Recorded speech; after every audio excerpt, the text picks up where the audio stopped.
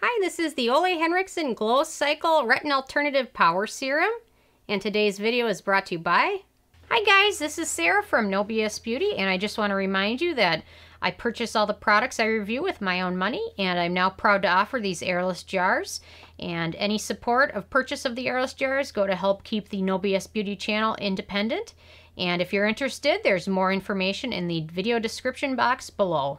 Thank you so much, guys. So the Ole Henriksen brand recently released a couple of new products that they call their retinol alternative. They've got their day serum, which is what I'm going to review today. And they also have their sleeping cream, which is also, they describe as a retinol alternative. So I'm going to let you guys know my thoughts on the power serum, and tomorrow I'll let you guys know my thoughts on the sleeping cream. So anyway, so this is a daily serum that they recommend using during the daytime, which has a little bit of a purple tint to it. And I'm going to let you guys know my thoughts on it based on my Sarah score scale. So my first criteria is packaging, and they've done a nice job packaging this in a pump bottle. I wish almost all products would come in a bottle like this. I also love that for traveling, you can turn it on or turn it off so you don't lose product if it's in your backpack or bag. So they've done a very nice job with the packaging. I definitely like this packaging better than their nighttime cream. So my second criteria is alcohol, and this does not contain any denatured alcohols, which is a very good thing.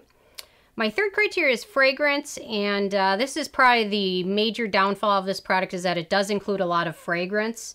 And the scent, it actually smells nice. It smells almost like lime sherbet, I would describe it as. So it does smell good, which is good. And if you're not sensitive to fragrances and don't mind fragrance in your products, then it's not going to be as big of an issue. But if you do have sensitive skin or are sensitive to scent or just prefer fragrance-free, then this might not necessarily be the best product for you, although it does dissipate over about 20 or 30 minutes, so the smell does go away. At least it's a good smell, not like a over floral scent. Some of those floral scents are just too much. But so it has fragrance listed, which is about a third of the way down on the ingredient list, and then it also contains limonene, linalool, citral, lemon, and then sandalwood. And then of those, citral is the most concerning one because that has a lot of industrial uses. Actually, it's used to fragrance a lot of like lemon-scented cleaners, things they use to clean like your stove or your sink with. So I'm not a huge fan of them including citral. Thankfully, it is a ways down the ingredient list. It's one of the very last ingredients, so it's not as big of a concern, but I do personally try to avoid citral as much as I possibly can, just because it is one of the more sensitizing fragrance components. So I really wish they would have chosen not to include that one, but there's nothing I can do about that now. The other thing, it also does have a couple of color additives to it, so they're not as big of an issue because usually in your makeup there's some of those, but for skincare I prefer them not to have any color additives just because I prefer to get as basic as the ingredient list I can get. So it does have some violet additives. So on to number 4, which is the manufacturing location, and this is made in the US, so there are no issues with that. My fifth criteria is ease of use, and this is very easy to use. They recommend using it during the daytime, and that's why I don't prefer to have the citral or some of those fragrance, because sometimes they react with sunlight and can do more damage. So I recommend if you're going to use this, as well it has alpha hydroxy acids, definitely follow up with a sunscreen at some point during your routine, because those alpha hydroxy acids make your skin more prone to sunburn and sun damage, so definitely be using a sunscreen with this. But it does, the violet has a kind of a nice shimmery effect, I think. So once you smooth it in, it does leave your skin looking nice and ready for foundation or sunscreen, like I said. So definitely be using this. I'm not necessarily a huge fan of using alpha hydroxy acids in the daytime, but they recommend using this with their cream, so you're always kind of working on it. You're always working on kind of the brightness and the glow, which alpha hydroxy acids will definitely help your skin, definitely give you a little bit of a glow, and also kind of help with, you know, any blackheads, things like that. Adding chemical exfoliants into your skincare routine is definitely one of the best things I could recommend you do, because it helps with so many things other than just cleansing pores, kind of help with fine lines, exfoliate any flaky skin. It helps with hyperpigmentation, so they can do a lot of good things for your skin. So I definitely recommend using them, not necessarily in the daytime. But if you're going to use it, even in the nighttime, definitely use an SPF during the day, at least 30 or higher. I can't say enough things about those two things. Added to your routine will make such a big difference. Alpha-hydroxy acids and SPF. They'll make a huge difference. You might not notice it right away, but over time, it'll definitely make a huge difference. So very easy to use. Kind of, it doesn't set to quite a matte finish because I think there is some mica in here, but almost a matte finish. So I'm assuming you're going to use a foundation and sunscreen over it anyway. So it's not as big of an issue, but definitely very easy to use. My sixth criteria is antioxidants, and they have some good antioxidants in here. The main one that they're highlighting, which as the retinol alternative, is bakuchiol. It's a newer ingredient. It's made from seeds of a plant, and it's been definitely shown to help brighten your skin, soothe your skin, and restore your skin cells.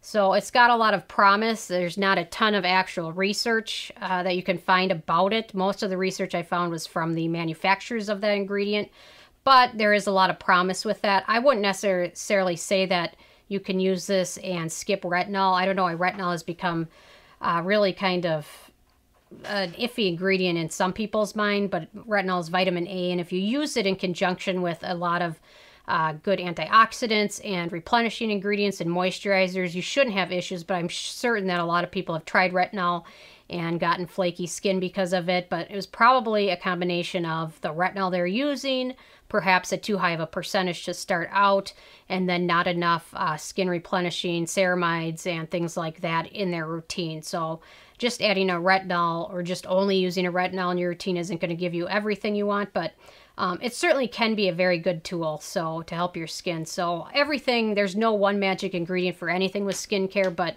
a routine and a regimen that includes a lot of different ingredients, emollients, you know, you need to have all that. So something like that ingredient can definitely help your skin, but it can't do everything, but it's becoming touted as a possible retinol alternative, but there's just no one specific skincare ingredient that can do everything. But, you know, you might as well expose your skin to as many different ones as you possibly can.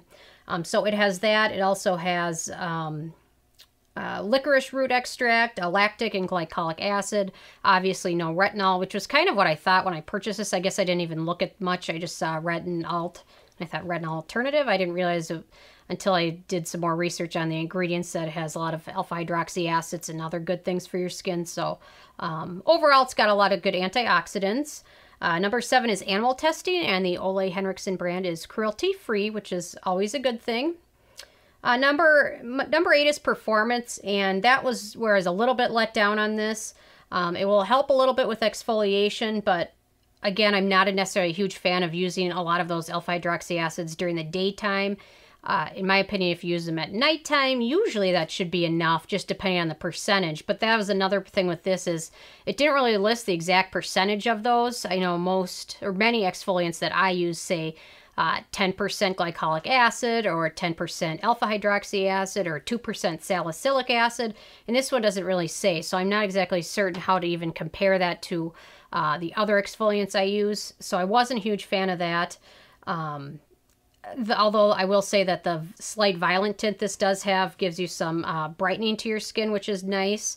But I really, really wish they would have listed that percentage of alpha-hydroxy acids, especially if you're going to be using it throughout the daytime. It would have been nice to know that. So I wasn't a huge fan of that, although I will say I did notice some good exfoliation when I rinsed off my makeup during the day. So I just wish this would have contained a little bit more antioxidants and perhaps the exact percentage of lactic and glycolic acid that they use. That's all. So number 9 is the price, and that was the other main down point of this one, is that this is the full size, and it's $58, and this is 1 ounce, so it's a little bit pricey, although a little bit can go a long way with this, and I do like the packaging so that it will last if you start using it today, and then the last drop of this will still be just as good because it wasn't exposed to light and air. But still, it is a little bit pricey for an exfoliant, because you can get, like, the CosRX brand has a lot of good exfoliants for $20 and under. So this one is a little bit more pricey than a lot of other ones. And then on to number 10, which is the It Factor. And I would have really preferred this to be free of citral. a little bit of fragrance in general can be okay, but Citra I'm just not a huge fan of. And then also when you combine it with alpha hydroxy acids and then use it during the daytime, it just can be a bad idea if, and I'm sure there are people that will use this and won't use sunscreen, so it just can be a really bad combination of things for your skin, especially during the daytime when the sunlight is at the peak. So, you know, maybe they could have thrown in sunblock with this somehow, but it's just kind of a little bit of too many iffy things, especially for the daytime. So anyway, this got a 6 out of 10, which is okay. It's not too bad. I'm kind of liking using it, but I think I'm probably going to hand it down to somebody and make sure they use sunscreen with it. So anyway, I'm interested if you guys have had a chance to try this one out yet or not, and if so, what your thoughts were. So leave a comment. I love hearing from you guys. Please subscribe if you haven't already. I come with at least one new video every day, and check out nobsbeauty.net and the Amazon link below. Thank you so much, guys.